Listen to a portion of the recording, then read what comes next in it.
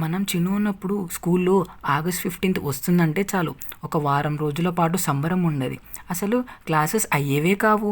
వారం పాటు ఆటల పోటీలు, క్లాస్ డెకరేషన్ అని చెప్పేసి ఇలానే సాగుతుండే. ప్రతి క్లాస్‌లో అందరూ మనీ కలెక్ట్ చేసుకొని క్లాస్ రూమ్ మొత్తం క్లీన్ చేసుకొని డెకరేషన్ చేసుకునేవాళ్ళు. ఇంకా క్లాస్ టీచర్ కూడా క్లాస్‌కి అసలు వచ్చేదే కాదు. ఇక ఆగస్ట్ 15థ్ రోజు పొద్దుగాల లేచి స్కూల్ వైట్ యూనిఫామ్ వేసుకొని స్కూల్‌కి పోయేవాళ్ళం. స్కూల్‌కి పోయాక టీచర్ ఇచ్చిన జెండా, ఆ గుండు పిన్ను మన జేబుకి తగిలించుకొని స్కూల్లో ప్రేయర్‌లో లైన్‌లో నించునేవాళ్ళం. అలా ప్రిన్సిపల్ సార్ జెండా ఎగరేసేదాకా అలానే నించొని స్పీచెస్ వింటుండేవాళ్ళం.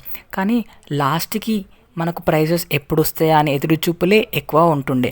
ఆ ప్రైజెస్ తీసుకున్న తర్వాత డెకరేషన్ వేసిన క్లాస్‌కి ఏ క్లాస్‌కి ఫస్ట్ ప్రైజ్ వస్తదా అని ఎదురు చూపులు ఎక్కువ ఉంటుండే. అలా లాస్ట్‌కి స్కూల్లో ఇచ్చే బిస్కెట్లు, చాక్లెట్లు తీసుకొని ప్రతి క్లాస్ రూమ్‌కి పోయి డెకరేషన్ చూసేవాళ్ళం.